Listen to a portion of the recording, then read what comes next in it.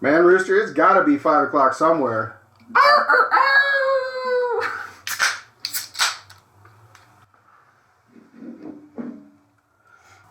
Hey, everybody. Welcome back to It's that show. I'm Bishop. I'm Roaster. And today, you're getting messed up. We're getting full meshed out. We're getting our mesh suits on. I'm going to mess you up, bud. I'm going to mess you. So, yeah, Microsoft just released this new thing called Microsoft Mesh. And it's basically a shared virtual environment that you can join in with other people that creates hollow projection, is what it's called. And the capabilities of this stuff looks kind of scary. I don't know if you guys have seen the videos, but it's kind of shocking to me. It's full-blown Iron Man bringing up projections and expanding, manipulating virtual space. You think about what that means and the implications, right? You know, the possibilities for that stuff.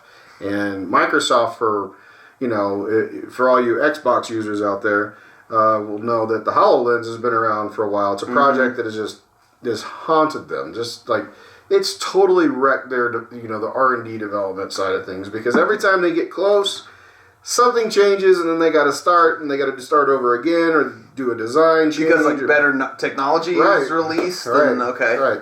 And so, I'm not sure what firm and what company has been working with Microsoft on this, but this thing is literally it's a flip down visor. It's a whole halo unit, sits on your head, right? It's wireless. It appears to be wireless, but once you lower that lens, your view changes, right? You're essentially in a virtual world at that point. Even though it's completely transparent, you can walk around, talk, do whatever you want with anybody, but you can see things that weren't there before. Yeah, that's called augmented reality. Okay, so augmented. So man, I mean, think about, people are creative by nature anyways, right? And think about if you had a tool like that where you could you could virtually create something, right, in this world, in this realm, right? Save it, put it away, literally, work on it in the air with your hands. Right. Literally box it up, send it over I could send it over to you. You could unbox it, work on it, or we could work on it together. Right. Right? That was the video that I saw, was two mechanics working on a car, and they're both in different parts of the world, but in their virtual mesh, they're in the same room, and they're looking at a holographic projection of this vehicle. And they're going up, and they're messing with things in it, and expanding it, and analyzing different aspects of the entire blueprint. It blew my mind. I was like, how is this even possible? This is some Iron Man shit. Well, yeah, and then the same video, there's a kid that's learning how to write in, I don't know if it's Chinese or Japanese dialect. Yeah. I think it's Chinese, where they're using the brush to write the characters. And then the guy, his instructor, is in the homeland or wherever but virtually right next to him. Right, so he can see, he can mimic and do it exactly, And so, what does that do for education? Oh, yeah. No, it removes all barriers, basically. There wouldn't be schools. Yeah. There wouldn't be schools anymore. Right. There wouldn't be any goddamn schools. I mean, that's basically what everyone's doing right now. Is you're plugging in and you're getting on your Zoom call and you're doing school virtually. But like this, it's almost like you're actually there. Right. Seeing the teacher, explaining things to you. They can come up to you and break things down for you. The capabilities of this stuff is going to be crazy once they perfect this technology. And I think with them making the announcement, they have to be either ready or close to ready. You got to think the environment that you're in, there would have to be like cameras or something to capture you, right? So that the other individual would see you. See your virtual hologram, right? The interface, I don't know what that looks like with a PC, or if it's an interface box into internet, or whatever it is, and what those capabilities look like. But you and I have talked about how I feel like in the very near future, these PlayStations and Xboxes, they've become the center points of homes for a lot of people. Yeah, for entertainment. And with people kind of moving away from traditional cable TV, but yet you can get all your apps and stuff through your entertainment device. But the headset is coming to where, like, I could see me coming home and seeing everybody sitting on the couch with a headset on, right. and not a single person's talking to one another because they're right. all doing their own thing. Some of them are playing games. Somebody's watching a movie. Maybe somebody's at a virtual concert. Exactly. They're there seeing their favorite band. Or at a conference working and talking to people and going over issues. Like I said, the capabilities of this are going to be out of hand once it gets perfected. You know, when we talk about how the trend with technology, it has this really sharp uptick, and it doesn't stop, right? It's the integration is almost completely vertical at this point, right? Like it is, you're just living, and things just change around you, and you don't even know that you've adopted them, right? Right? Yeah, that you're even using it because they've made it so seamless, right? And this is just one more step to that, right? And I'm sure that headset will get smaller and smaller. Oh yeah, exactly. And smaller until it's a pair of glasses like this. Right. It may not even be. It may even just get to a point where homes have these little projectors that project the holograms that are in your home, and any place you go, right? Any business, any building, any place you go, you know, there will always be these projectors. And again, you know, in our last episode, we talked about that little thing in your giner. And so, you know, it may even come down to that we wouldn't even carry phones anymore. Right. We wouldn't even carry phones anymore. It'll be literally to the point where, you know, with that little chip, right? You're walking around and you've got an earpiece in.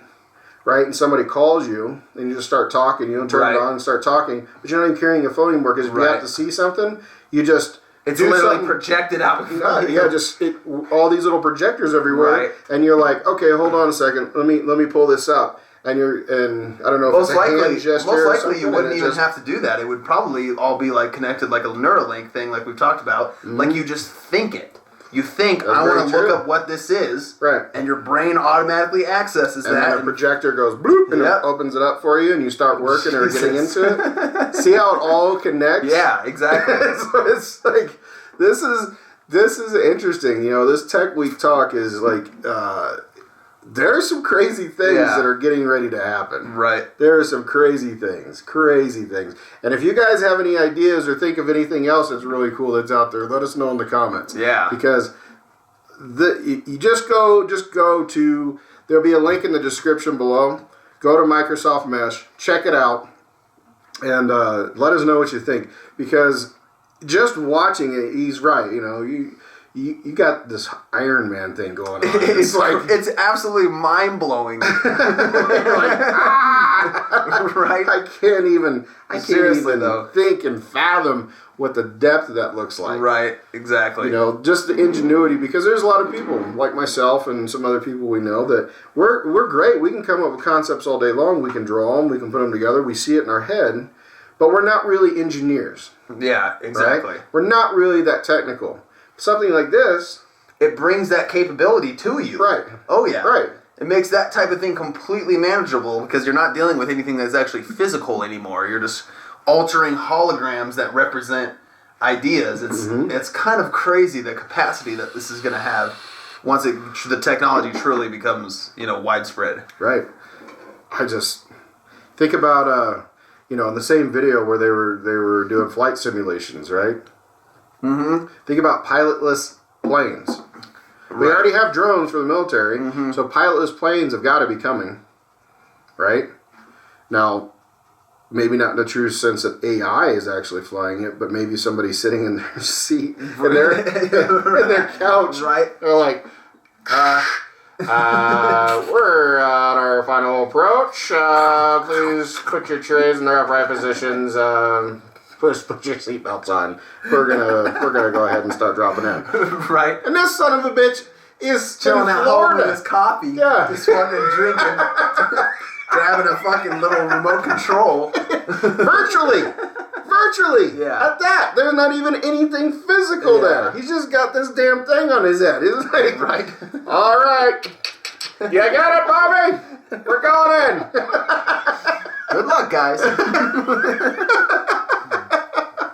That's crazy. Yeah. That's crazy. Yeah. For you real, know, race cars. drone-controlled race cars, and that takes all the danger out of physically being in the car. But then where's the fun in getting in the car? You'd have to be in a simulator that, like, creates the motion for you. I don't know. I mean, playing games, you're I guess you have a decent amount of fun playing games. And, right. But those racers, those people who are really into that. That does separate the two worlds, right? Yeah. Because the guys that are really the wrenches, the grease monkeys and motorheads, they want to feel that car. Exactly. They want that experience, and yeah, I could see that. Maybe there is a simulator for it, maybe not. I don't know, but eventually, if it's like Neuralink and you're tapping into all your physical sensations and stuff, all those sensations could be replicated with electrical impulses to your brain. So it's like, actually, you wouldn't have to technically be in the car. You could simulate that experience in your own mind. Yeah. If technology got to that point. Yeah. And it would make things a lot safer. But there's a lot of crazy things. Yeah. I know for a fact right now, drones are huge. Right? Everybody's got drones. In fact, you're still looking for yours. Yep. It's up in a tree somewhere. Right now there's these projects where they're actually mapping these hiking trails and stuff to these national parks. Yeah, you were telling me about that. And imagine being able to drop that down and go experiencing that without ever having to be there. Right. Now, that's just being fucking lazy. But imagine if you're paralyzed. Exactly, right? Right? You could fully dive into that experience without any of the capability. Using the same thing with the UAVs in the ocean, right? Maybe you want to go explore. And you want to go check out what the reefs really look like and be there without being there. Yeah. Maybe you have a phobia of water. Right? Crazy. I didn't even think about that. For real, though. The possibilities are endless. And that goes with everything. Phobias of heights, phobias of, animals. It's like you could fully dive into all those experiences without the actual risk, be it the real risk or the mental risk that you have, facing that subject. Right? That's crazy. The implications of that are next level. So, I mean, there are so many things that technologies like this can open doorways to. I feel like it creates more division. It creates this personal contact from not happening as much. It's already basically gone, It's like people talk to people over their phones, and you play games with your friends all wirelessly without any physical, It does satisfy your sociability need, but it's like, realistically, that's going to dwindle and more as this technology gets further. It doesn't bring the real personal value to it. Yeah. Right? Because you just become disposable at that point. Exactly. You don't like somebody, you just unlike them. You're like, all right, blocked. Never got to see that person again. And sometimes that might be a good thing. Right? Sometimes that might be a good thing. But I don't know. This is and I'm sure it's going to be grossly expensive. Oh, yeah. Yeah. I mean, you'd have to take out a second mortgage to get this shit when it first comes out. But I mean, if they are rolling it out, let's say they rolled it out this year, and it's fully, it's open to the consumer market. Within 5 years, it's perfectly affordable for everybody. Yeah, for the average person. Yeah. Right. Look how everybody was always so dumbfounded when 55-inch TVs came out, then the 65s, and then the 75s, and then the 80s, and then the big 110s. Exactly. And you're like, holy shit. And you see the price tags on them, and now you can go get a 75-inch TV for $600. Exactly. Right. Right. Wait a minute. 5 years ago, that son of a bitch was worth as much as a car. Yeah. Yeah, our TV in our living room, I think we paid something like $3,000 for, but this was like 15 years ago. Good Lord. So it was probably this thick, and it was probably a 45-inch screen. And it's like nowadays you could get a fucking 8K TV for a quarter of that price that's twice as big. Yeah. And then, and that begs to ask the question, if that device is able to create that virtual world, right? Why do you need a TV anymore? Exactly. No, you just plug in and you wouldn't need it. Yeah, exactly. You have the widest screen. That's why if you take a phone and you bring it up to your face, right, it's gigantic, right? The field of view is gigantic. And there's some apps on there where you can actually do that. You can bring it up and they tell you to hold it. like 3 inches from your face. And as you turn, it's a VR. Exactly. Right? But it encompasses your entire field of view, right? The only problem with that is that the phone isn't high enough resolution. But like here in the next 10 years, the resolution, and like you said, is just on a steady incline. Right. It is going to get out of hand to where we can't distinguish the difference between reality and a TV screen. That's scary. Yeah. That's scary.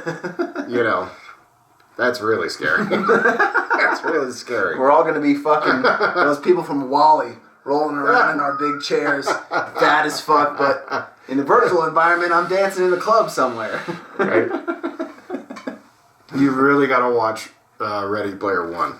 I can't believe I haven't seen that yet. I've heard watch from it. so many people. And that goes in it's so in touch with what we're talking about right now that you've got to take the time this week and you got to watch it because it is insane the way that Spielberg was able to capture that whole element of it. I forget that it's Spielberg. It's probably fucking hella good. It is good. That's awesome. It's amazing. Yeah, I'm going to look into that for sure. Well, I don't know. We'll see. We'll see where it goes. We'll see where this technology leads us, people. Goes. Hey, make sure you leave those comments and hit that subscribe button and like the video and share it, please. Let us know any crazy technology that you've heard of or anything that you think is going to, impact your lives to a huge degree. We want to know about it. We want to analyze it, see how it's going to affect our crazy thoughts. So where we're going to go. Right. But unless the next round's on you guys, we got to go. Cheers. That does it for today's video, guys. Thanks for watching. Be sure to leave a like and subscribe to, that show.